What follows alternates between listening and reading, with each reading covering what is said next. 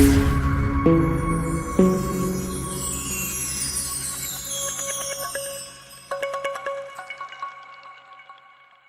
वालेकुम समीउल्लाह भाई। वालेकुम सलाम, कैसे हैं? ठीक है भाई साहब, सब ऑडियंस पार्टिसिपेंट्स का ज्वाइन करने का। और उसके बाद समी भाई आपका बहुत बहुत शुक्रिया, आपने टाइम दिया। I am really thankful to you जी। कि आपने ये टाइम स्पेयर भी किया। तो समी भाई का मैं थोड़ा सा इंट्रोडक्शन करवा देता हूँ। समी भाई जो हैं वो 17 ईयर्स से इसी फील्ड में हैं जिस पे हम हर हफ्ते बात करते हैं, कैपिटल मार्केट्स। समी भाई तकरीबन 11 साल से इन्होंने काम कर रहे हैं कुवैत इन्वेस्टमेंट कंपनी के साथ, ऑन एंड ऑफ। और बीच में इन्होंने as a head of research Arif Habib में भी काम किया है। और अभी समी भाई हैं head of research and development at Pakistan Kuwait investment company. समी भाई, सबसे पहले तो आप स्टार्ट करते हैं कि अगर थोड़ा सा इंट्रोडक्शन करवा दें।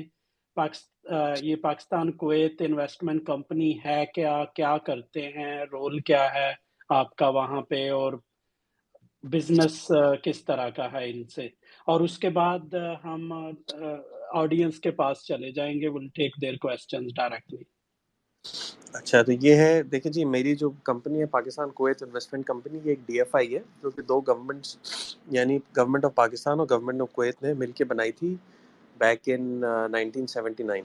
जब से ये कंपनी पाकिस्तान में काम कर रही है, जो ये कंपनी ज़ाहिर है कुछ बैंक्स की तरह कुछ लोन भी देती है और ज़्यादा काम जो है वो इन्वेस्टमेंट्स में करती है। हमारी सबसे बड़ी इन्वेस्टमेंट्स लोग जानते होंगे, एक तो मीज़ान बैंक है जिसके हम मेजर शेयर होल्डर हैं, और वो हमारे दफ्तर के अंदर ही बना था।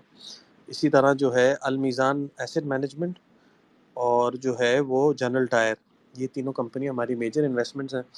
बाकी हमने जो है वो स्टॉक्स में भी काफ़ी काम किया है। एंग्रो के जो बाय आउट था, मैनेजमेंट बाय आउट, उसमें भी पार्टिसिपेट किया था। ये फौजी वगैरह जिस ज़माने में लगे थे उसमें भी पार्टिसिपेट किया था। और इसी तरह जो है हम काम कर द ईयर्स। कंपनी माशाल्लाह बड़ी बैलेंस शीट हो गई है ओवर द ईयर्स, और one of the most profitable company है जो इसमें गवर्नमेंट पाकिस्तान की शेयर होल्डिंग है। मतलब ये ओपीसी, पीपीएल, जीएचपीएल और पीएसओ को आप हटा दें और नेशनल बैंक को, तो मेरा ख्याल है ये सबसे ज़्यादा प्रॉफिटेबल कंपनी है अल्हम्दुलिल्लाह। तो ये मेरा जो रोल है इसमें वो ये है कि स्टॉक मार्केट में इन्वेस्टमेंट्स देखना और इवैल्यूएट करना, या दूसरी जो अल्टरनेट इन्वेस्टमेंट अपॉर्चुनिटीज़ जो आती है, चाहे वो प्राइवेट एक्विटी में हो, वेंचर कैपिटल में हो, ये देखना। तो ये है। अच्छा, बाकी जो है ये था इसके अंदर मेजर तो। सनी भाई, मैं देख रहा था वेबसाइट पे डिटेल्स, उसमें कैपिटल मार्केट है, प्रोडक्ट ट्रेजरी में इन्वेस्ट करते हैं, जी कॉरपोरेट जी इन्वेस्टमेंट बैंकिंग है। उसके बाद जिस तरह आपने मेंशन किया लोन, तो वो सर्टिफिकेट ऑफ इन्वेस्टमेंट या टर्म डिपॉजिट है। तो जी। जब आप कैपिटल मार्केट में इन्वेस्ट करते हैं तो उसमें मेरा ख्याल है आप उसमें लॉन्ग टर्म भी इन्वेस्टमेंट होती है, शॉर्ट टर्म भी होती बिल्कुल है, ऐसे ट्रेड वगैरह की। तो बिल्कुल ऐसे। आप चूँकि हेड करते हैं रिसर्च एंड डेवलपमेंट को, तो जी। क्या क्राइटेरिया होता है बेसिकली आपका, अगर कोई चेकलिस्ट हो 1, 2, 3, 4, 5 की कि देखिए ये ऐसे चीज़ें आप देखते हैं? मेजर तो दो चीज़ें ही होती हैं जो जो जनरली हमारे यहाँ फॉलो होती हैं। एक तो कंपनी के फंडामेंटल्स कैसे है, उसको एवेल्युएट कैसे करते हैं। उसके अंदर पीई है, डिविडेंड यील्ड है, कंपनी के पीछे से स्पॉन्सर्स कैसे हैं, ऑडिट वगैरह कैसा है, कंट्रोल्स कैसे हैं, और जो है वो आगे ग्रोथ प्रोस्पेक्ट्स क्या हैं। ग्रोथ प्रोस्पेक्ट्स में ज़ाहिर है लिंक ये होता है कि सेक्टर कौन सा है, उसमें ग्रोथ क्या है, वो दुनिया के हिसाब से इसको यहाँ पे किधर है। जैसे फॉर एग्जांपल फर्टिलाइजर सेक्टर है हमारा, वो स्टेबल सेक्टर है लेकिन उसमें कोई ग्रोथ मेजर नहीं है क्योंकि ज़ाहिर है कैपेसिटी कैप है और गैस नहीं है। इस तरह आईटी सेक्टर है, ग्रोइंग सेक्टर है लेकिन उसके रिस्क अपने हैं। तो ऐसे है, ज़ाहिर है कि आप P dividend yield major criteria है। इसके अलावा ज़ाहिर है आप डीसीएफ, डिस्काउंटेड कैश फ्लो की बेस पे वैल्यूएशन कर सकते हैं, लेकिन मेजर जो है वो पीई और डिविडेंड यील्ड दो मेजर पैरामीटर होते हैं जिसकी बेस पे इन्वेस्टमेंट यहाँ पे देखते हैं। और आगे ज़ाहिर है आप आईआरआर वगैरह देख सकते हैं कि इन्वेस्टमेंट पे क्या हो रहा है। जैसे अगर कोई आप ऑल्टरनेटिव इन्वेस्टमेंट देख रहे हैं तो उसमें आप आईआरआर ही देखेंगे कि, और उसमें ज़ाहिर है आईआरआर के अंदर जो अजम्पशन है उसको चेक करना कि जो है वो कैसी है, यानी सर्टन है, स्टेबल है, जैसे इकोनॉमिक ग्रोथ है या कंपनी की ग्रोथ है, या जो वो ग्रोथ अज्यूम कर रहे हैं वॉल्यूमेट्रिक या प्राइस में, वो जो है वो कैसी है। तो उसकी बेस पे इन्वेस्टमेंट ज़्यादा जो है वो होती है। सही, सामी भाई पहले तो एक रिक्वेस्ट है आपसे, उसके बाद हाँ, मेरा आखिरी क्वेश्चन है, then will go to the participant. So request ये है कि लाइक भाई ने सरमाया कम्युनिटी पे लोगों से पूछा था कि हम कौन से स्पीकर लेके आएँ। तो आपके अलावा वहाँ पे जो मिज़ान के हैं, मेरा ख़्याल है शुएब साहब हैं, जो फंड्स वग़ैरह हाँ, को देखते हैं, या मिज़ान की काफ़ी लोग ना काफ़ी पॉपुलर है और उनको भी सुनना चाहते हैं। अगर आप समहाउ मेरी मदद कर दें और उनको एक just help me to get हाँ। them on this platform so जी, people can इंशाल्लाह। also listen and ask questions. So Meezan bank का मैंने जितने भी फोरम पे लाइक भाई ने क्वेश्चन पूछा है ना स्पीकर्स के बारे में हाँ, रिकमेंडेशन, तो हाँ, उनका नाम हर जगह आता है। इवन कि मेरा एक ग्रुप है उसमें भी कोलीग पूछ रहे थे कि हाँ, bring please CEO of Meezan. तो चलो मिज़ान को ना लेके आएँ, लेकिन वो जो शोएब साहब है ना, उनकी 1-2 मैंने पॉडकास्ट भी सुनी है and hmm, that would be really interesting, क्योंकि उनके फंड वगैरह भी काफ़ी पॉपुलर हैं, एक्सचेंज बिल्कुल, ट्रेडेड फंड। और हुँ, मेरा last question then will ask our colleagues to directly ask you, अभी आप किस तरह देखते हैं मार्केट को? आप देखें इन्फ्लेशन अभी 27 पे पहुँच गई है मंथली, और जो सेंसिटिव प्राइस इंडेक्स है वो 47 तक पहुँचा हुआ है। इंटरेस्ट रेट 15 पे है, फ्लड्स और बढ़ाएँगे हमारी इन्फ्लेशन। तो आपको क्या लगता है इंटरेस्ट रेट बढ़ेगा अगले महीने, और हमारी इन्फ्लेशन तो ज़ाहिर है बढ़ती जाएगी, और आप स्टॉक मार्केट को किस तरह ओवरऑल आपको मार्केट किस तरह नज़र आ रही है अभी? देखिए 2-3 चीज़ें लोग जो है वो फ्लड्स को कंपेयर कर रहे हैं 2010 के फ्लड से जितने भी रिसर्च हाउसेस ने जो रिपोर्ट्स निकाली हैं।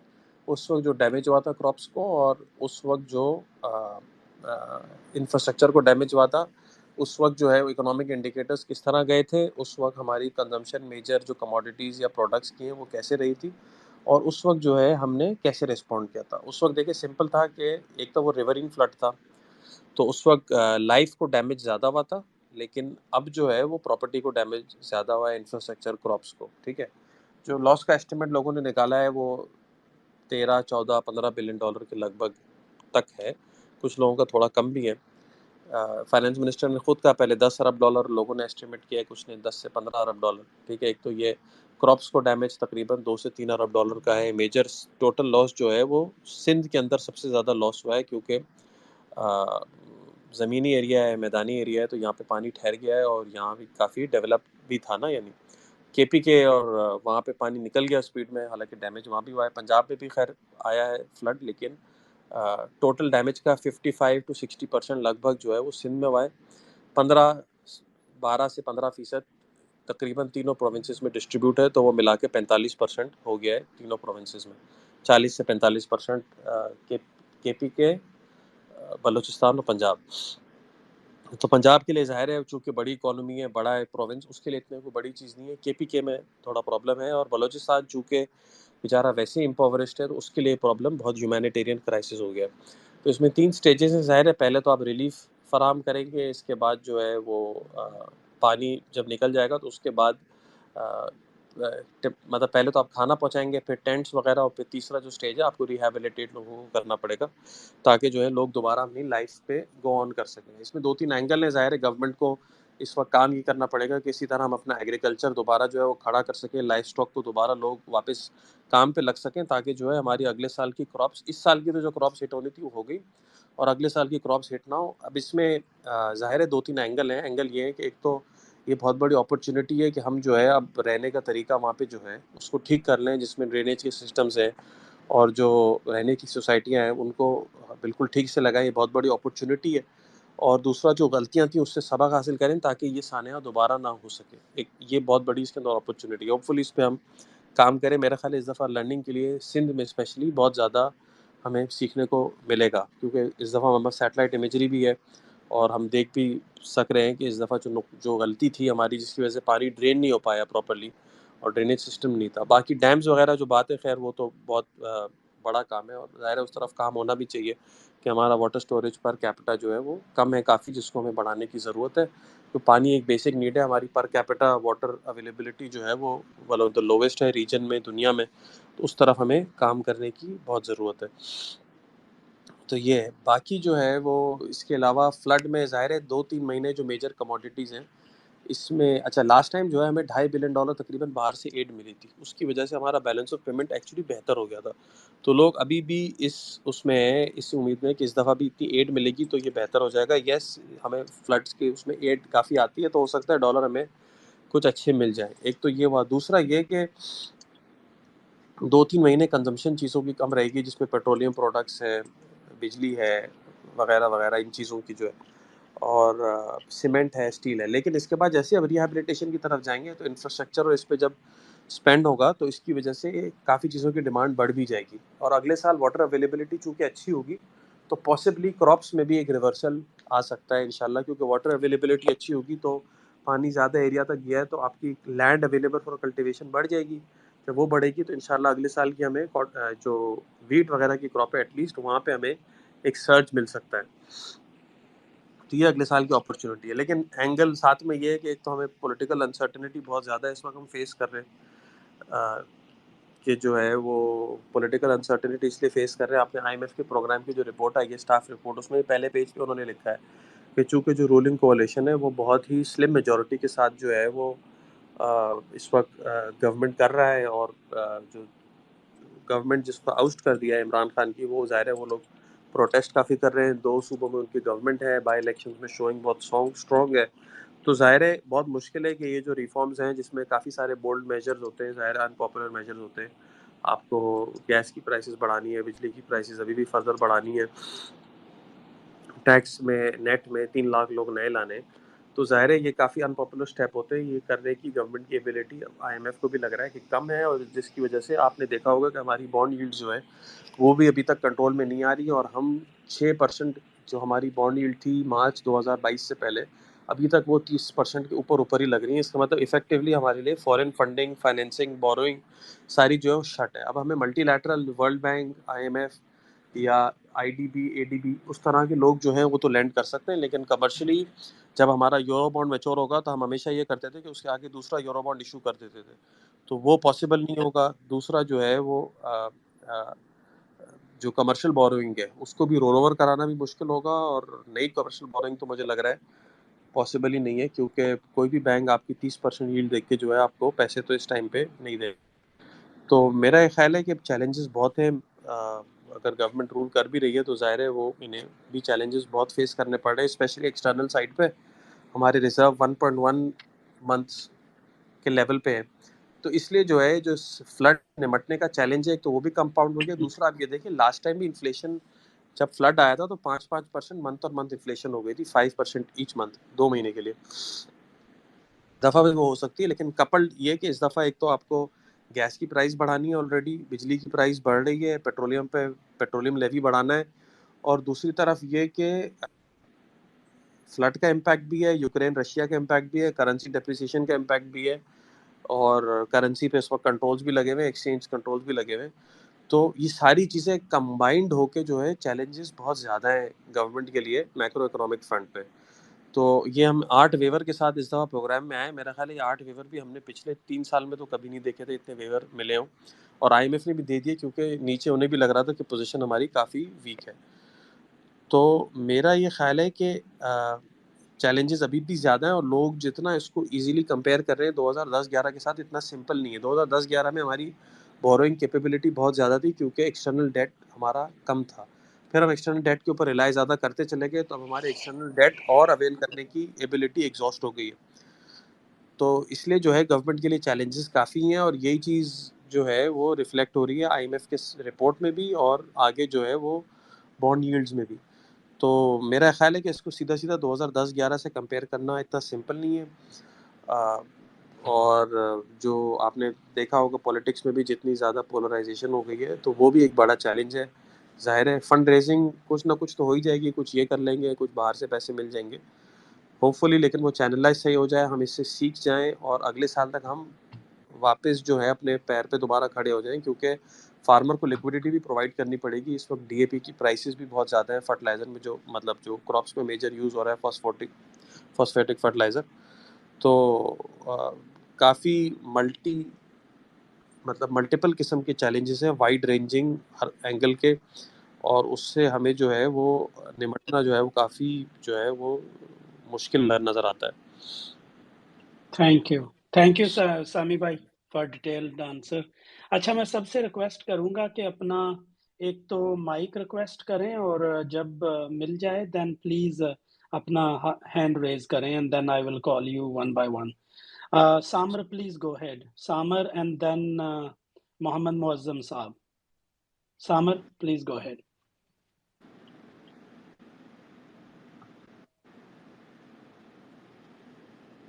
Muazzam, you can go ahead, please. Samer has some issue. जी Mohammed Muazzam. अस्सलाम वालेकुम।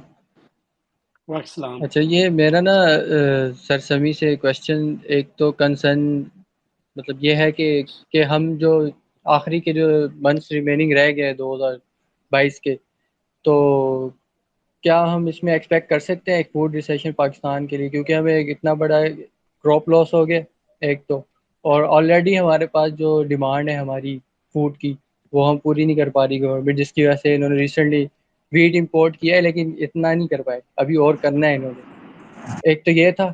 दूसरा ये कि इन्फ्लेशन प्रोजेक्शन जो है आगे की हमारी क्या रोबस कितनी रोबस हो सकती है। तीसरा ये कि आप क्या ऐसा समझते हैं कि हमारी जो इन्फ्लेशन करंट इन्फ्लेशन है इसमें 50% या इससे ज़्यादा जो फैक्टर है वो इनस्टेबिलिटी का है। मतलब कि अगर गवर्नमेंट स्टेबिलिटी लाए अपने पॉलिटिकल उस पर, जो हमारे सिचुएशन चल रही है, और दूसरी अगर गवर्नमेंट इसमें स्टेबिलिटी ले आते हैं, तो आप क्या समझते हैं कि मतलब कि जो हमारी 50% इन्फ्लेशन है वो उससे कम हो सकती है? क्योंकि जो मेरे एनालिसिस है इस पे वो ये है कि जो ग्लोबल फैक्टर है ना, हमें वो इतना इम्पेक्ट नहीं करा कमोडिटी सुपर साइकिल का, जितना हमें लोकल लेवल पे हमारी इंस्टेबिलिटी ने किया है इन्फ्लेशन के पॉइंट ऑफ व्यू से। अच्छा, आपने 3 सवाल किए। एक तो ये कि इन्फ्लेशन की ट्रैजेक्टरी क्या रहेगी। हाँ, मेरा भी ये ख्याल है गवर्नमेंट ने खुद अपनी भी जो इन्फ्लेशन ट्रैजेक्टरी है वो रिवाइज कर रही है, कल परसों तक प्रॉब्ली कर देंगे, जिसमें ये एवरेज जो IMF रिपोर्ट में 20% एनुअल एवरेज लिखा है FY23 का, मेरा ख्याल है ये लोग रिवाइज करके गवर्नमेंट अपनी फोकस जो है वो 26% कर देगी। तो इसका मतलब हम जो है वो पीक जो है वो 32-33% का देखेंगे। ओरिजिनली पीक जो है वो अगस्त में होना था, जो कि 26-27% का लेवल आना था, जो कि हमने पिछले महीने देख लिया CPI में।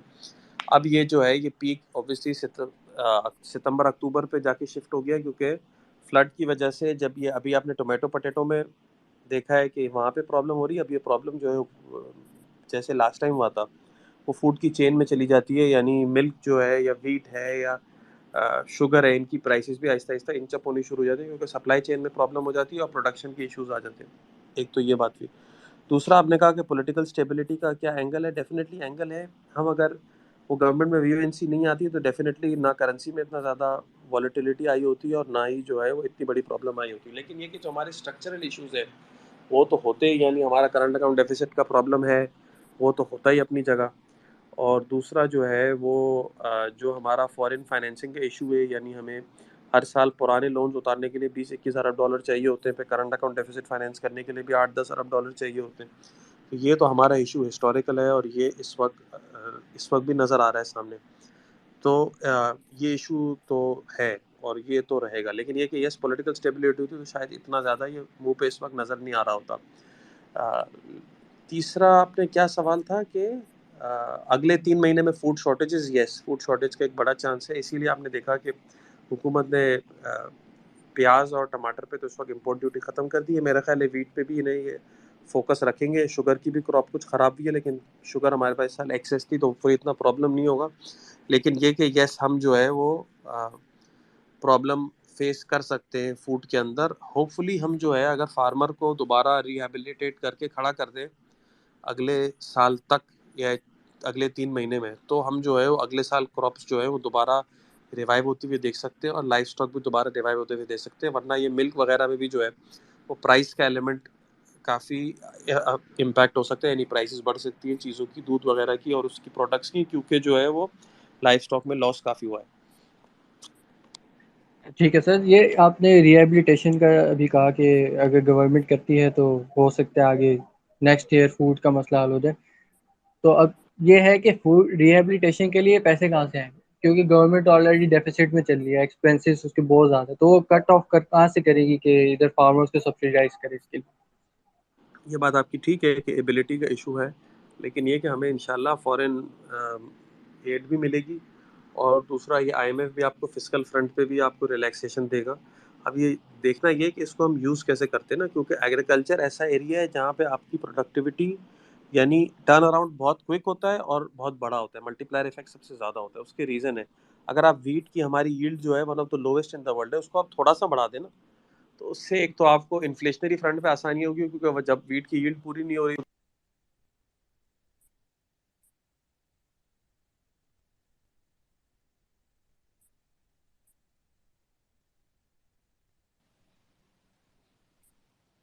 यहाँ पे मेंटेन की थी पाकिस्तान के अंदर, ताकि जो है वो फार्मर को एडिक्वेट कॉम्पनसेशन मिले, तो वो वीट उगाने का उसको इंसेंटिव है। स्पाइट द फैक्ट कि हमारी यील्ड इतनी कम थी कि जो है वो ग्लोबल एवरेज से कम थी, जिसकी वजह से हमारी प्राइस या कॉस्ट ज़्यादा थी, तो कॉस्ट कर्व भी हमारा ऊपर होता था बिकॉज ऑफ लोअर प्रोडक्टिविटी। तो ये एग्रीकल्चर पे अगर आप थोड़ा भी काम करें तो इसका इम्पैक्ट बहुत बड़ा आता है। एक तो प्रोडक्शन बढ़ जाती है, एक्सपोर्टेबल क्रिएट हो सरप्लस जाते हैं, और फार्मर की इनकम बढ़ती है, इससे उसका स्टैंडर्ड ऑफ लिविंग और अगले साल काम करने की एबिलिटी काफ़ी इंप्रूव होती है।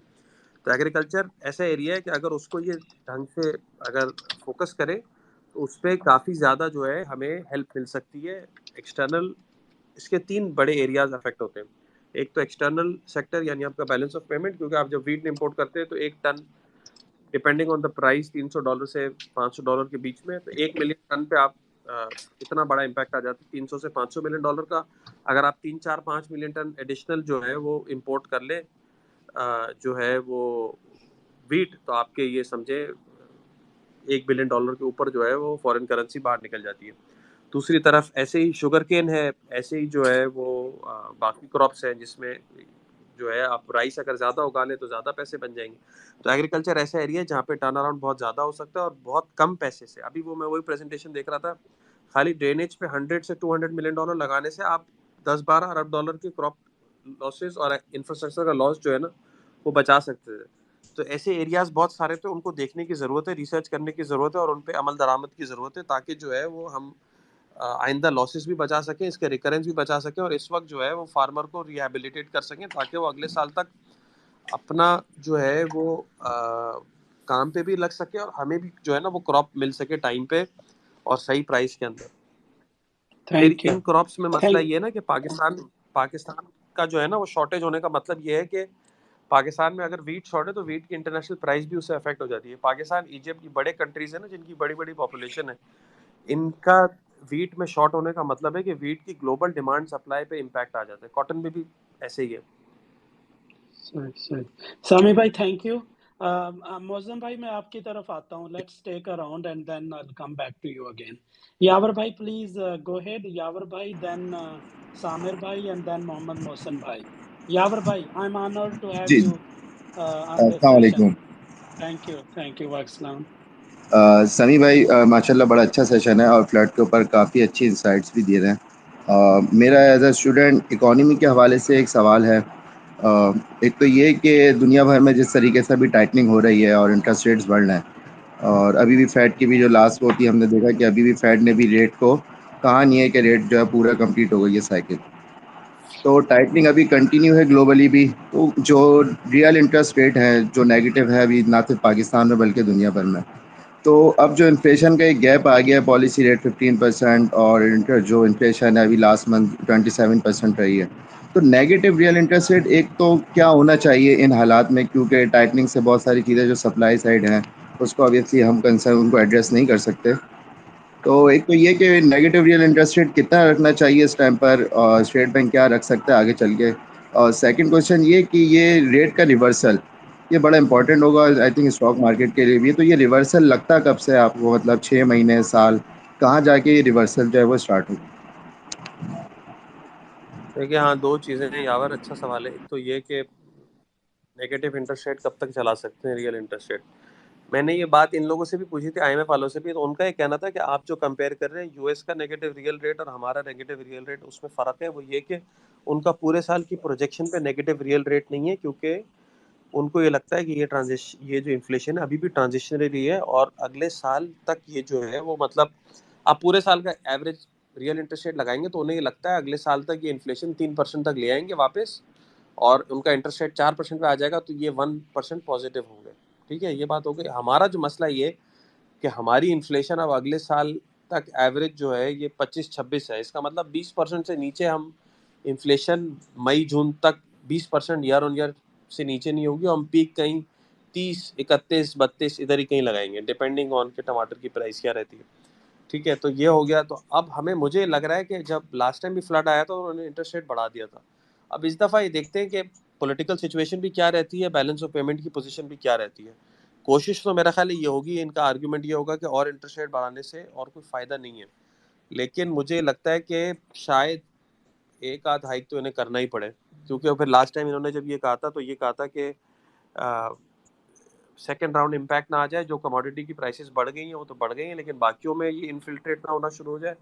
दूसरा है कि रिवर्सल, मुझे लगता है रिवर्सल होते होते तो अब हम ये 8-10 महीने लग जाएंगे, और इसमें पॉलिटिकल सिचुएशन भी इंपॉर्टेंट है, बैलेंस ऑफ पेमेंट भी इंपॉर्टेंट है। अभी तक हम बैलेंस ऑफ पेमेंट में आप ये देखेंगे हमारा ये जो डॉलर का रेट है ये रिफ्लेक्टिव नहीं है पूरा जो इस वक्त ग्राउंड पे सिचुएशन है, क्योंकि इसमें आपने एलसीआर बंद की हुई है। हर एलसी से पहले ऑथराइजेशन चाहिए, खोलने से पहले, रिटायर होने से पहले, और जो है वो चैप्टर 84, 85 जो एफी मैनुअल के उसके अंदर अभी तक आपने इंपोर्ट्स बैन की हुई हैं। तो इसकी वजह से ज़ाहिर है प्रॉब्लम्स काफ़ी हुई हुई हैं। आईपीपीस के स्पेयर पार्ट्स नहीं है, टेक्सटाइल में स्पेयर पार्ट्स नहीं है, मशीनरी काफ़ी सारी रास्ते में फंस गई है। तो मेरा ख्याल है कि जब ये खोलेंगे चीज़ें तो वहाँ पे जाके पता चलेगा कि एक्चुअली हम खड़े हुए किधर है और इन्फ्लेशन का नंबर एक्चुअल क्या है।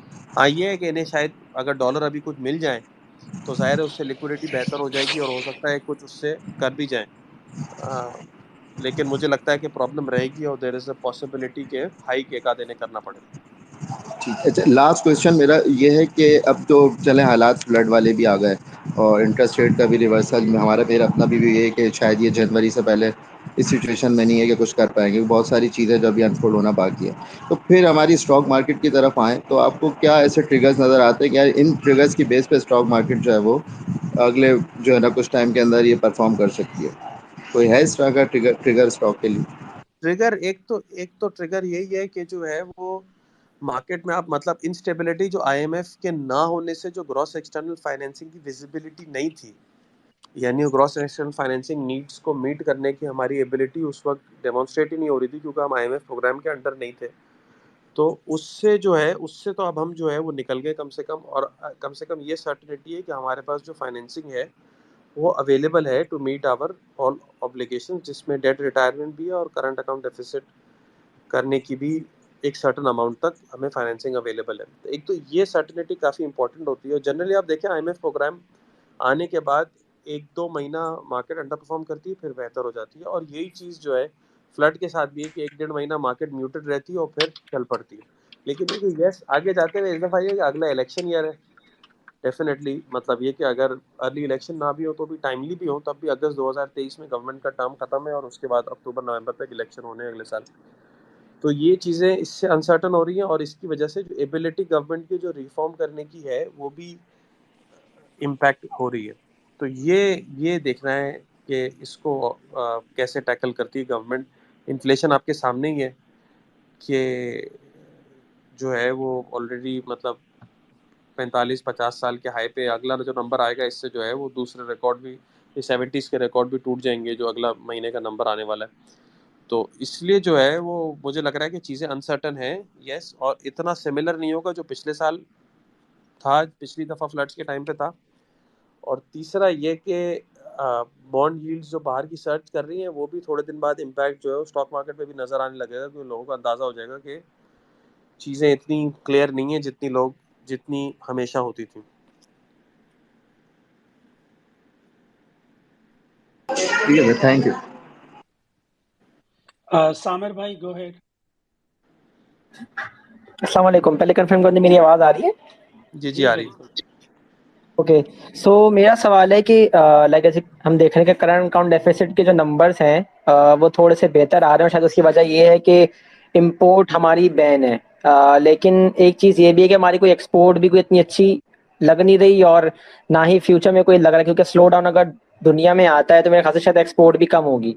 तो हमारे इस साल मतलब लाइक अभी तो सामने कह लें कि सामने खाई है ही है, गिरना तो है उसमें, लेकिन ईयर एंड या 2023 में आप कैसा देखते हैं इस मतलब एक्सपोर्ट की कंडीशन को हमारी, और करंट कंडीशन के अंदर जो हमारी एक्सपोर्ट काफ़ी मिनिमम है, इसमें कौन सा समझते हैं कि सेक्टर जो है वो सर्वाइव करेगा एक्सेप्ट आईटी एंड बैंक, क्योंकि बैंकिंग के बगैर दुनिया नहीं चलती और आईटी हमारा वाहिद मेरा खास सेक्टर है जो कि अर्निंग देता है। तो इन दोनों के अलावा कौन सा सेक्टर आप समझते हैं जो कि सर्वाइव कर जाएगा इस सिचुएशन को थोड़ा बहुत?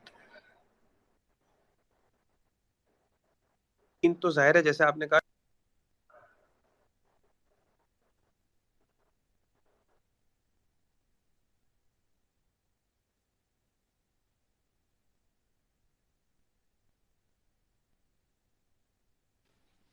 समी भाई आपकी आवाज नहीं आ रही। जी मुझे लगा इनकी आवाज है कि शायद मैं उनकी। ये कह रहा था कि आईटी, टेक्सटाइल और बैंक, ये तीन तो हैं क्लियर इस वक्त जो है वो चल रहे हैं तीनों सेक्टर। उसका रीज़न ये है कि आईटी जो है वो तो जाहिर है अब हमारी माशाल्लाह एबिलिटी पूरी दुनिया में ऐसी हो गई है, रिमोट वर्किंग इतनी ज़्यादा है कि जो है वो आप कहीं भी काम कर सकते हैं ना। तो रिमोट वर्किंग की वजह से ये है कि आपने अगर कोई ऑर्डर लिया है जो नई टेक्नोलॉजी है, जिसमें आपके पास अगर रिसोर्स अवेलेबल नहीं है, तो हमारी कंपनियां कुछ ऐसी हैं जो बाहर से रिसोर्स अरेंज करके ऑर्डर्स मीट कर सकती हैं। बाकी जो है हमारा लेबर आर्बिट्राज तो है ही, जिसमें हमारे यहाँ जो है वो काफ़ी रिसोर्स अवेलेबल है एट कॉम्पिटिटिव प्राइस, जिसकी वजह से आप बाहर के ऑर्डर्स अच्छी प्राइस पे मीट कर सकते हैं। और हमने आईटी एक्सपोर्ट्स में सिग्निफिकेंट ग्रोथ देखी है, तकरीबन 3 साल में ऑलमोस्ट 3 टाइम्स हो गई है हमारी एक्सपोर्ट्स आईटी की, मंथली या एनुअल अगर आप देखें तो। ठीक है, ये हो गए टेक्सटाइल में ग्रोथ अच्छी हुई, इन्वेस्टमेंट अच्छी हुई। इस वक्त जो है वो एलसीआर रिटायर करने में प्रॉब्लम है इंपोर्ट की, जिसकी वजह से नई एक्सपेंशन अटक गई है। लेकिन ये है कि ऑर्डर्स पुराने हैं जो लोगों के चल रहे हैं। कुछ जगह लोगों को प्रॉब्लम हो रही है क्योंकि बाहर रिसेशनरी फियर्स हैं, जिसकी वजह से जो है हमने देखा है कि कुछ बड़े रिटेलर्स वॉलमार्ट वगैरह के ऑर्डर्स थोड़े स्लिप हो रहे हैं लोगों को। तो जिनका डिपेंडेंस ज़्यादा है या डाइवर्सिफिकेशन कम है अपनी सेल्स की, उनको थोड़ी सी प्रॉब्लम हो रही है। बाकी जो है वो ठीक ही चल रहा है इस वक्त। कॉम्पिटिटिवनेस पर भी ठीक है क्योंकि करेंसी हमारी खासी डिप्रिशिएट हो गई है। ऑर्डर चाइना वगैरह के भी डाइवर्ट हुए हैं, वहाँ पे प्रॉब्लम्स सप्लाई चेन की काफ़ी हैं। तो हम ठीक ही चल रहे हैं। अब ये है कि अगर ग्लोबली रिसेशन बहुत ज़्यादा हिट कर गया तो ज़ाहिर है प्रॉब्लम हो सकती है। तीसरा आपने कहा सेक्टर कौन कौन से बेहतर है, तो मेरा ख्याल है फर्टिलाइजर एक सेक्टर है जो कि हमारा एवरग्रीन सेक्टर है, कैश डिनोमिनेटेड है। 2 महीना 3 महीना यूरिया की सेल स्लो रहेगी, इसके बाद होपफुली जो है दोबारा हम ट्रैक पे आ जाएंगे। बाकी इसके अलावा जो है पावर भी जनरली ठीक होता है रिटर्न वाइज। फिर इस वक्त प्रॉब्लम हो जाएगी वो ये कि गवर्नमेंट चार्ज नहीं कर पा रही है पूरी अमाउंट, एफपीए सस्पेंड हो रहे हैं, कभी 200 कभी 300 यूनिट पे ये चार्ज नहीं कर पा रहे हैं। तो इसकी वजह से रिकवरी और रिसीवेबल्स पे थोड़े से इश्यूज हैं, जिससे उनके डिविडेंड पे आउट हिट हो सकते हैं, जो कि प्राइमरी लोगों का ऑब्जेक्टिव होता है पावर या इन सेक्टर्स में इन्वेस्टमेंट करने का। तो ये है अच्छा से बाकी। आपने बात हाँ, जी जी बाकी इसके अलावा जो सेक्टर्स हैं आईटी सही है। सीमेंट में शायद थोड़ी प्रॉब्लम रहे अभी, और सीमेंट में थोड़ा सा प्रॉब्लम ये भी है कि कोल की प्राइस भी ज़्यादा है और इंपोर्ट करने में भी प्रॉब्लम्स रही हैं लोगों को अभी रिसेंटली। तो ये इश्यूज लोगों को रहे हैं और जो कि कंपनियों के रिजल्ट्स में और स्टॉक प्राइसेस में भी रिफ्लेक्ट होते रहेंगे। जैसे आपने बात की कि फर्टिलाइजर जैसे हमारा एक है जो एवरग्रीन हमेशा रहा है, क्योंकि आई थिंक 60% हमारी कहते हैं कि जो पॉपुलेशन है वो इससे ही रिलेट करती है। तो क्या आपको लगता है कि जो गवर्नमेंट है वो प्रायोरिटी के ऊपर जो है वो इस सेक्टर को मतलब टेक करेगी और इनको लोन्स देगी? क्योंकि मैं एक आर्टिकल पढ़ रहा था जिसके अंदर स्टेट बैंक ने मेरे ख्याल से कुछ कहा है कि वो शायद इस सेक्टर को कुछ मतलब क्या लोन्स प्रोवाइड करेंगे। तो आपकी नज़र में क्या है कि ये जो एक सेक्टर है हमारा जो कि आई थिंक काफ़ी हद तक लाइक इन्फ्लेशन इतनी बढ़ रही है तो उससे अर्निंग मतलब हमारे 60% कह लें कि उसको अर्निंग देने के लिए मेरे ख्याल से शायद इस सेक्टर में गवर्नमेंट आए। तो आपका क्या कहना है इस वाले से? बिल्कुल ऐसे ही फार्मर को गवर्नमेंट को लिक्विडिटी देनी पड़ेगी एग्रीकल्चर लोन की सूरत में, जो जैसे कि उनका लॉस हुआ है उस लॉस को कॉम्पनसेट करने के लिए, ताकि जो है वो ताकि जो है वो इकोनॉमी जो है दोबारा ट्रैक पे आ सके, एग्रीकल्चर दोबारा ट्रैक पे आ सके। तो हमें अगले साल की हमारी फूड सिक्योरिटी इंश्योर होगी ना, और फार्मर की इनकम इंश्योर होगी। दो दो एंगल है इसके। देखिए, जब एक क्रॉप प्रोड्यूस होगी तो वही क्रॉप वीट हम भी खाएंगे और उसी से फार्मर इनकम अर्न करेगा, तो ये पूरा साइकिल बनेगा ना। इसलिए गवर्नमेंट डेफिनेटली इस सेक्टर को सपोर्ट करेगी। और मैं जैसे पहले भी कह रहा था कि एग्रीकल्चर को सपोर्ट करने का मल्टीप्लायर बहुत ज़्यादा होता है। उससे जो है वो फार्मर की इनकम भी बढ़ती है, आपका एक्सटर्नल सेक्टर भी जो है वो सेफ रहता है। क्योंकि अभी वरना आप अगर खुदा ना खास्ता फार्मर क्रॉप प्रोड्यूस नहीं कर सका तो आपको इंपोर्ट भी करनी पड़ेगी, और आप जब इंपोर्ट करेंगे उससे आपके डॉलर भी खर्च होंगे, दोबारा यहाँ लाके सब्सिडी भी देनी पड़ेगी, और फार्मर की भी इनकम का कुछ ना कुछ तो करना ही पड़ेगा ना।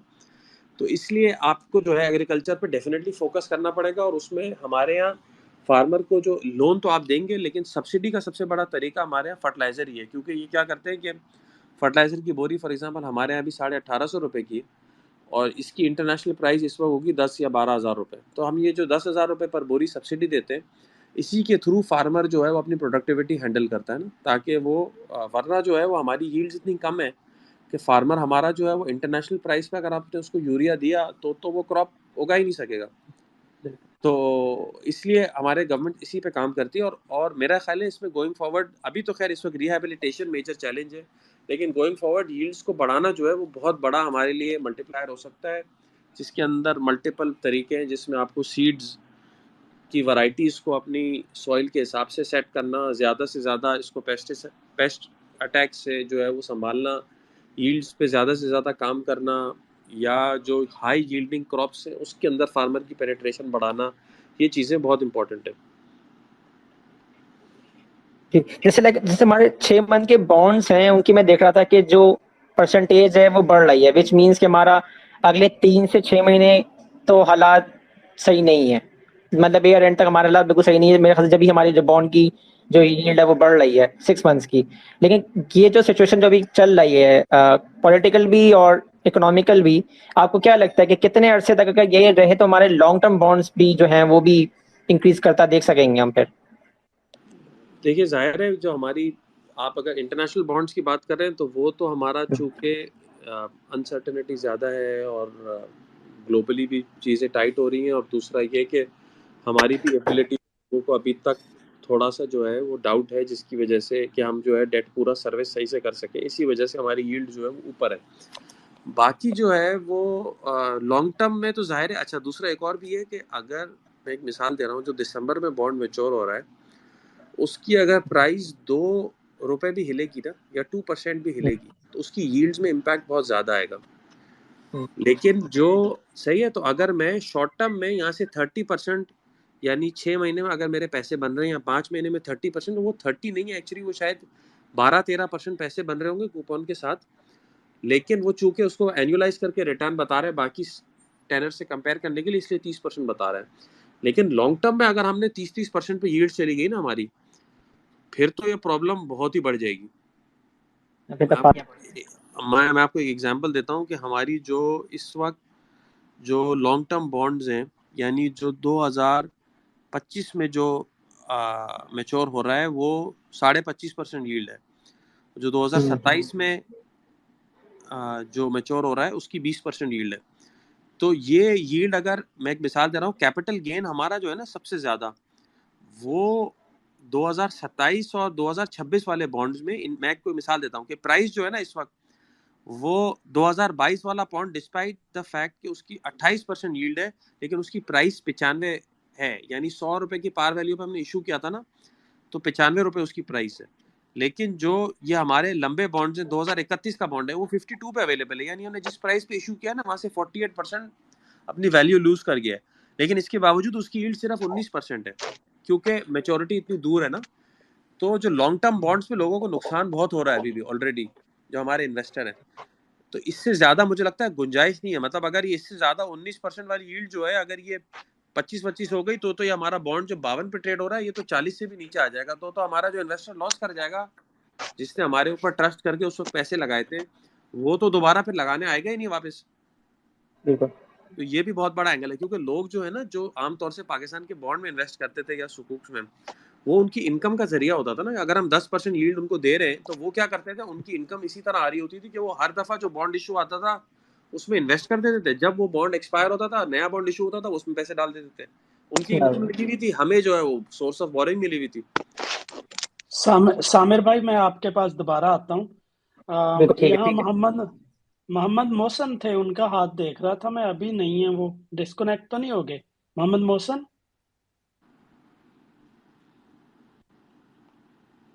MT, meanwhile you can go ahead please. अस्सलाम वालेकुम।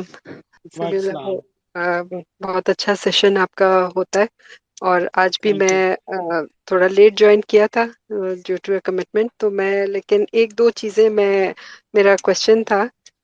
प्लीज। मेरा अब ये बताएं कि फ्लड्स के बाद आप सीमेंट सेक्टर को कैसा देख रहे हैं, क्योंकि जब ये अब रिकंस्ट्रक्शन शुरू होंगी, जो डैमेजेस हुए हैं इमीडिएटली डैम्स के ऊपर या इंफ्रास्ट्रक्चर आपका जो अभी शुरू होगा उसके ऊपर, तो क्या आप देख रहे हैं कि सीमेंट्स की डिमांड बढ़ सकती है immediately as soon as the floods, मतलब थोड़ा सा ये पानी वानी सेटल हो जाता है?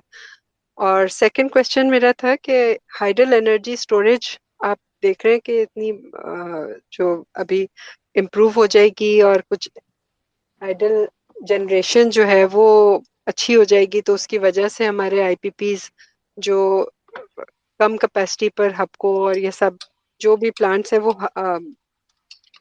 बेहतर परफॉर्म करेंगे, ऑपरेशंस इनके इम्प्रूव कर जाएंगे जी। तो दो चीज़ें, एक तो सीमेंट का जैसे आप कह रही हैं, डेफिनेटली 2-3 महीने बाद सीमेंट की डिमांड डेफिनेटली बढ़ जाएगी, क्योंकि जो है वो रिहैबिलिटेशन के लिए सीमेंट चाहिए होगी, इसमें कोई शक की बात नहीं है। लेकिन हमारे यहाँ स्क्रिप्स की परफॉर्मेंस का ज़्यादा ताल्लुक प्रॉफिटेबिलिटी से, और प्रॉफिटेबिलिटी में एक एंगल जो है वो कोल की प्राइस का है। वो कोल की प्राइस का, या तो कोल की प्राइस कम हो जाए या फिर ये प्राइस बढ़ा के उसको कवर कर लें। मेरा ख्याल है कि जो प्राइस का लेवल है उस पर अगर ये कैपेसिटी यूटिलाइजेशन भी इंप्रूव कर लें और करेंसी फर्दर डिप्रिशिएट ना हो, तो सीमेंट्स अच्छे विनर हो सकते हैं आउट ऑफ दीज फ्लड्स। ये बात हो गई। दूसरी, आपने जो हाइडल जनरेशन की बात की, तो हाइडल जनरेशन हमारी ऑलरेडी 7,500 मेगावाट के लगभग चल रही है। ये पीक पे 9,500 मेगावाट के लगभग तक जाती थी। इस साल ये प्रॉब्लम हुई कि हमारा तरबेला 5, तो हमारा जो नीलम झेलम है, सॉरी तरबेला 5 नहीं, वो जो है वो डाउन हो गया था, तो 1000 मेगावाट हमें उसकी हिट लग गई, जिसकी वजह से ये फुल पीक पे नहीं जा सका। जहाँ तक आईपीपीस की बात है, आईपीपीस को 2-3 चैलेंजेस मेजर फेस कर रहे हैं, जैसे आपको वगैरह। एक तो ये कि रिकवरी फ्रंट पे फ्लड इतना ज़्यादा आ गया है, जिसकी वजह से जो है वो रिकवरी अफेक्ट होगी। गवर्नमेंट एफपीए कलेक्ट नहीं कर पा रही है, प्राइसेस इनपुट्स की बहुत ज़्यादा है, तो वर्किंग कैपिटल के इश्यूज है, जिसकी वजह से डिविडेंड पे आउट उनके जो है वो अफेक्ट हुए हैं।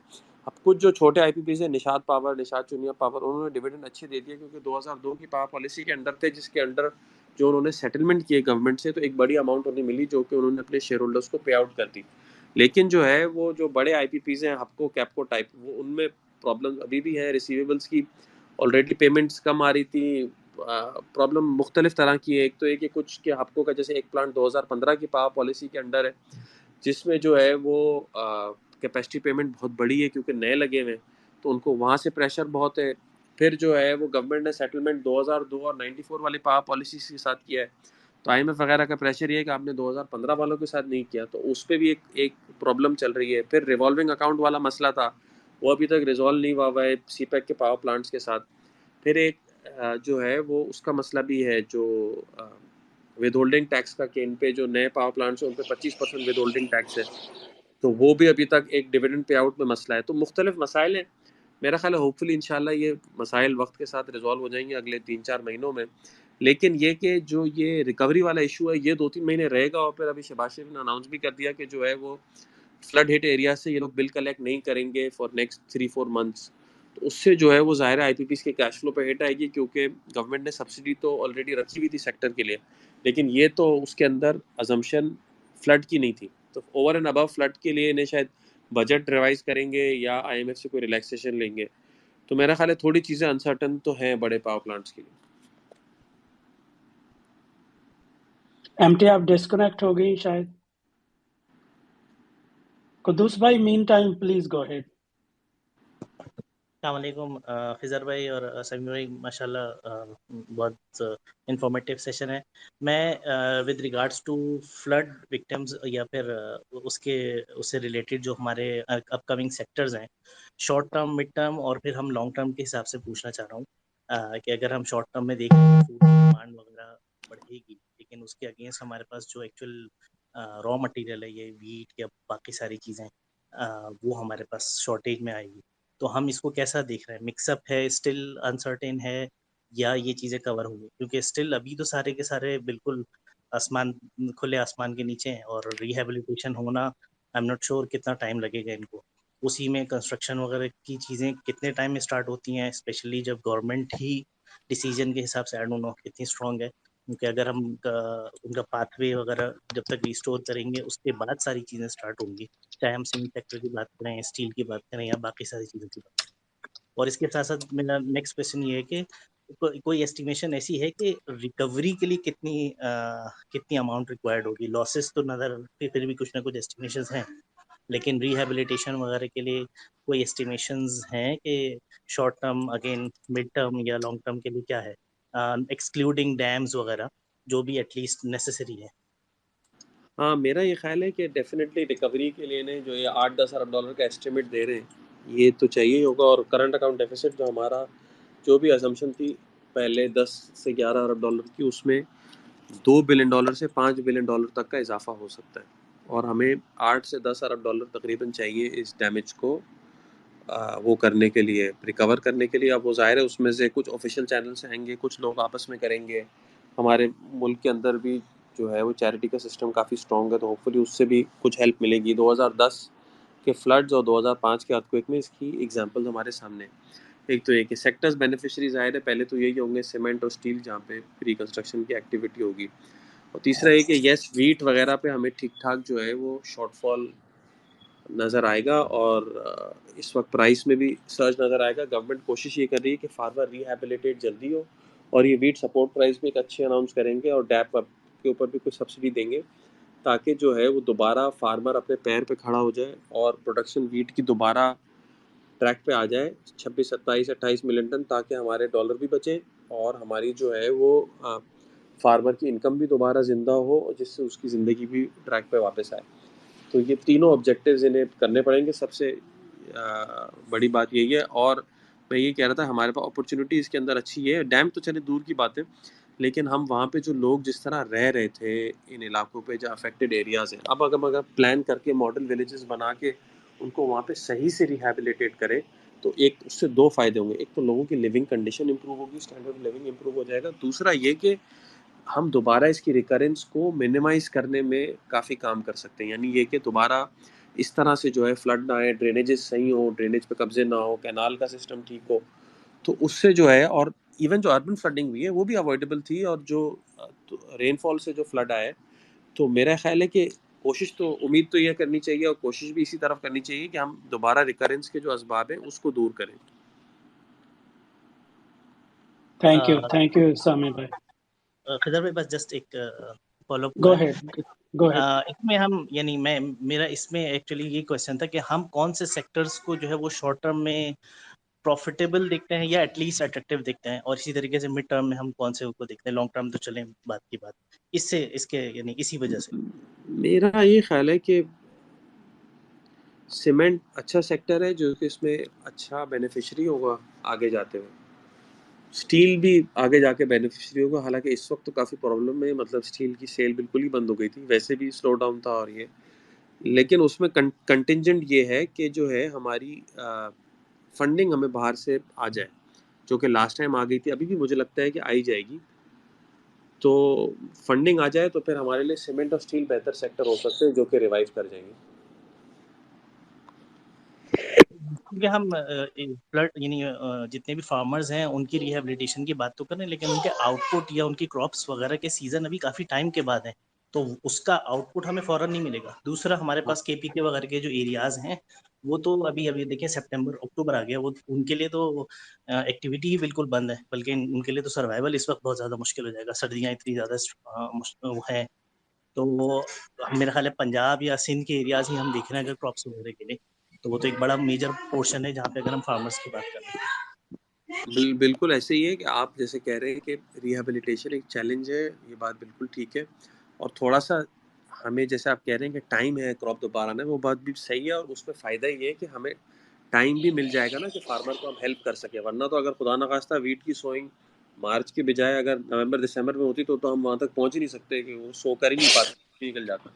तो मार्च तक अगर सोएंगे तो होपफुली हम कोशिश करके उस वक्त तक फार्मर को दोबारा ट्रैक पे ले आएँ। एक तो ये पानी वानी उतरने के बाद उसको लिक्विडिटी दोबारा मिल जाए, कि वो उन ज़मीनों पे जहाँ पे पानी आया है या जहाँ पे तबाही हुई थी, उस पे दोबारा वो जो है वो प्रोडक्शन या कल्टीवेशन दोबारा कर सके। तो मेरा तो ख्याल है कि टाइम थोड़ा सा है तो ये अच्छा है, क्योंकि हमारा रिस्पांस टाइम भी थोड़ा स्लो है और हमें टाइम मिल भी जाए एडिक्वेट, और पानी भी उतर जाए इतने टाइम पीरियड में, क्योंकि मैदानी इलाकों में जहाँ पानी आया है सिंध में स्पेशली और लोअर पंजाब में, तो उसको निकालना, ड्रेन आउट करने में भी थोड़ी प्रॉब्लम हो रही है हमें। नहीं, शॉर्ट टर्म में हमारे पास सिर्फ फॉरेन एड और रेमिटेंसेस वगैरह जो फंड्स के उसमें है, उसके अलावा और कोई चीज़ सामने नजर नहीं आती। हाँ बिल्कुल ऐसे ही है। और दूसरी तरफ हमें असल में प्रॉब्लम्स भी काफ़ी हैं। ये जो एलएनजी कोल की इंटरनेशनल प्राइसेस ज़्यादा है, इसकी वजह से पावर का शॉर्टफॉल दूर करने में भी प्रॉब्लम है। हम उसकी वजह से हम फर्नेस ऑयल पे जनरेशन कर रहे हैं, और फर्नेस ऑयल पे जब जनरेशन कर रहे हैं तो वो महंगी भी बन रही है, और फिर इम्पोर्ट भी हो रहा है ऑयल वगैरह। तो मसले मसाइल काफ़ी ज़्यादा है, कॉम्प्लेक्स है, क्योंकि ये रशिया यूक्रेन की वजह से चैलेंजेस बहुत ज़्यादा हैं, और इसके साथ ग्लोबल रिसेशन भी आ गया, तो हमारे लिए तो मल्टीपल प्रॉब्लम हो जाएगी कि उससे एड की वो भी डिसबर्समेंट भी शायद थोड़ी अफेक्ट हो। दूसरा है कि हमारे एक्सपोर्ट के ऑर्डर्स भी अफेक्ट हो सकते हैं, रेमिटेंस के फ्लोज भी अफेक्ट हो सकते हैं।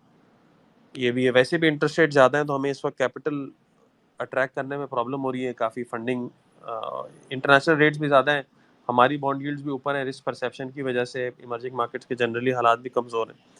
तो चैलेंजेस तो हर तरफ हैं। थैंक यू कुतूस भाई।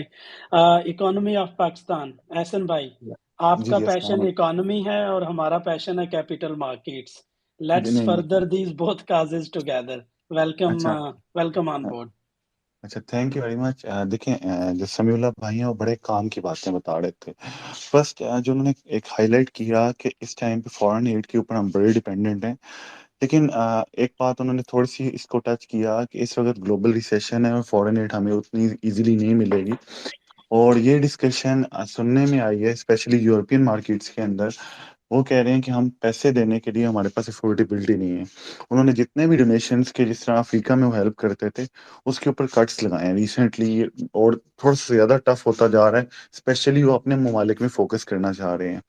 और आपका जर्मनी का करंट अकाउंट पॉजिटिव होता था, जर्मनी चला गया करंट अकाउंट नेगेटिव में। मेजर हेल्प वहां से, मतलब यूरोपियन यूनियन को लीड करने में वहां से आती थी। अच्छा, ये तो एक इम्पैक्ट आएगा जो फॉरेन आपकी यूरोपियन यूनियन या यूके से आता है। दूसरा इम्पैक्ट ये है कि आपकी जो चाइना है वहाँ पे ग्रोथ स्लो हुई हुई है। ऑल्दो चाइना के पास पैसे हैं, चाइना ने अनाउंस किए, लेकिन चाइना भी उस तरह से फास्ट फॉरवर्ड आपको आगे नजर नहीं आ रहा। जैसे उसके बाद सीपेक नजर आ गया था, या हमारे कुछ और प्रोजेक्ट्स थे जो हमें साथ ही नजर आ रहे थे कि वो कंटिन्यू करेंगे। तो थोड़ा सा हमें लोकल रिलायंस मेरे ख्याल से ज्यादा इंपॉर्टेंट होगी इस वक्त। और जो फॉरेन एड की अभी तक एस्टिमेट्स हैं, आरिफ हबीब के जो अपने एस्टिमेट्स शेयर किए थे, अराउंड $4 to $5 बिलियन की अभी तक अनाउंस हुई है। और लास्ट टाइम इम्पैक्ट इससे कम था, और $11 बिलियन की जो एड थी वो हमें मिली थी, और अनाउंसमेंट उससे ज्यादा थी ऑब्वियसली। तो अभी हमारी जो अनाउंसमेंट्स हैं पीक गुजर चुकी है, लेकिन अनाउंसमेंट इतनी ही हुई है अभी तक। तो ये थोड़ा सा एक चैलेंजिंग इन्वायरमेंट है। फिर सेकेंडली जो हालात हैं स्पेशली कॉटन के लिए, जिनिंग सेक्टर स्टॉक मार्केट के लिहाज से देखें तो बड़ा प्रॉब्लम फेस कर सकता है। हमारे काफ़ी सारे टेक्सटाइल जो आपके कंपोजिट भी हैं, उसके अंदर भी जहाँ पे हमारे पास कॉटन की सप्लाई थी वो बड़ी लिमिटेड है। आप सीमेंट स्टील हम एक्सपेक्ट कर सकते हैं, लेकिन सीमेंट स्टील में जो मुझे मेजर प्रॉब्लम नजर आ रहा है कि जिन एरियो में ज्यादा तबाही हुई है वहाँ पे घर कच्चे हैं, तो शायद उस तरह से इतना बड़ा जो है ना हमें वहाँ पे सेल नजर ना आए जितनी हम एक्सपेक्ट कर रहे हैं इस चीज से। फिर एक ही सेक्टर, जब इस तरह के हालात हैं मुल्क में, प्रेशर भी है, करेंसी डिवैल्यू हो रही है, और शायद ये प्रेशर बढ़ेगा।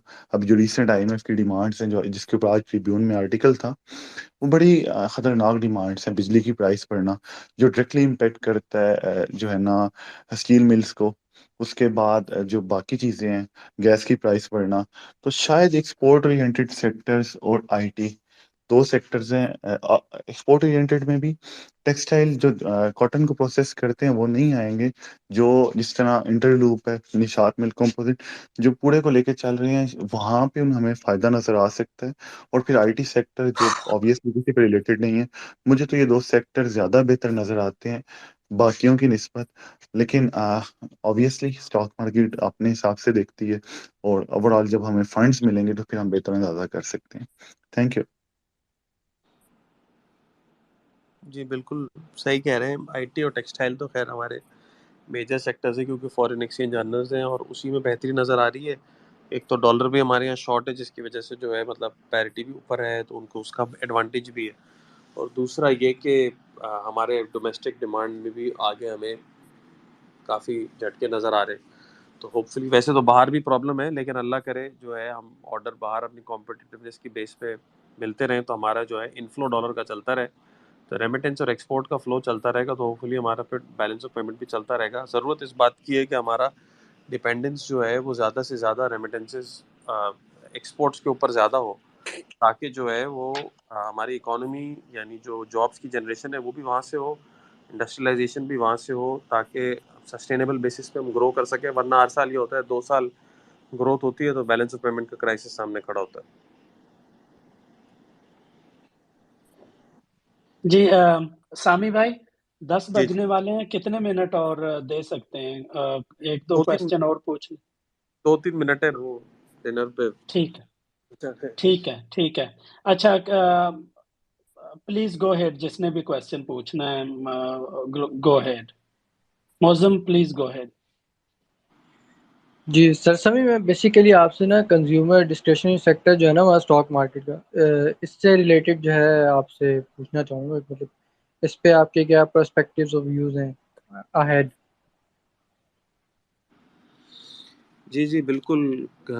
कंज्यूमर डिस्क्रिशनरी सेक्टर वैसे तो बहुत अच्छा सेक्टर है, क्योंकि जो है वो इसमें प्राइसिंग पावर बहुत अच्छी रही है हमारे यहाँ हिस्टोरिकली, और जो है वो हमेशा मार्जिन्स भी अच्छे रहे हैं। पाकिस्तान में बैरियर्स टू एंट्री ज़्यादा हैं, ब्रांड्स का इम्पैक्ट बहुत ज़्यादा है, बाहर से जो ब्रांड्स आते हैं तो उनके अंदर प्रॉफिटेबिलिटी हमेशा अच्छी रहती है। इस दफ़ा ये थोड़ा सा प्रॉब्लम है, क्योंकि फॉरेन करेंसी में भी इश्यूज हैं, सप्लाई चेन भी डिसरप्ट हुई हुई है, और परचेजिंग पावर लोगों की सीरियसली जो है वो इम्पीड हुई है।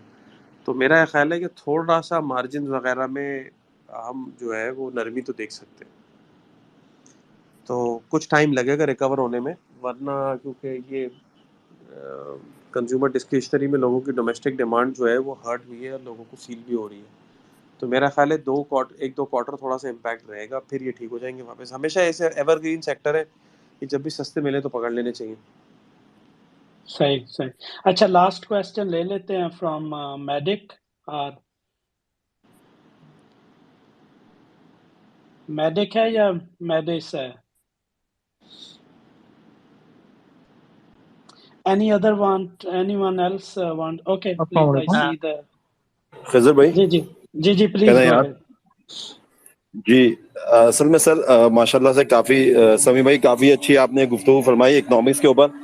मैं सिर्फ यही पूछना चाह रहा था कि अगर अगर फौरी तौर पे अगर हमें स्टॉक मार्केट के अंदर कहीं में इन्वेस्टमेंट करनी है, क्योंकि फिक्स इनकम के भी आपने रिस्क बता दिए कि बहुत ज़्यादा है इस वक्त, ठीक है ना, ओवरऑल इन्फ्लेशन, ग्लोबल क्राइसिस सबके ऊपर, तो किस जो है ना सेक्टर को स्पेशली हम फोकस करें कि जहाँ पे जो है ना वो क्विक अर्निंग से मुराद जो है वो इस सेक्टर स्पेशली हमें जो है ना अच्छे पे आउट दे सके, वो प्लीज हाईलाइट करें।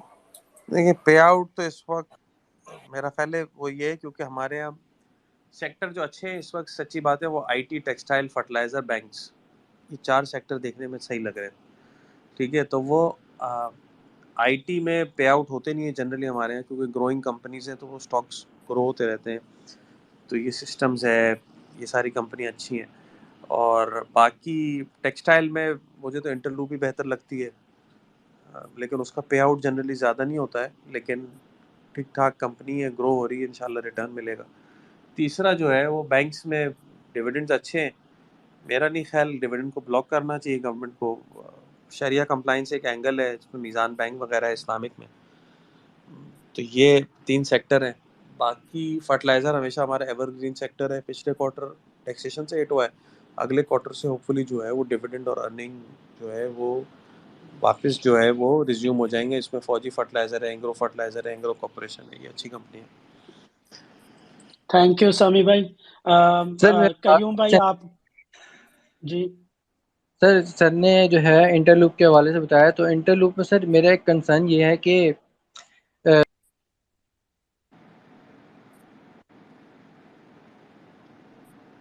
हेलो मौसम,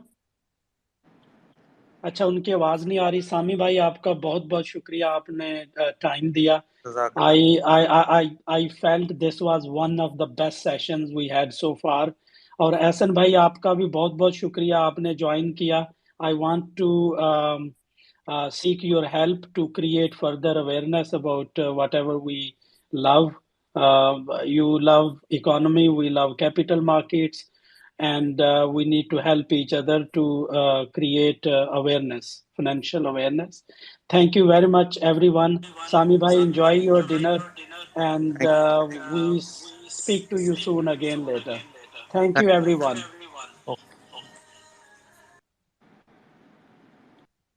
Thank you, everyone. See you next Saturday. And apologies if I could not call someone on for the questions. Thank you very much. Bye.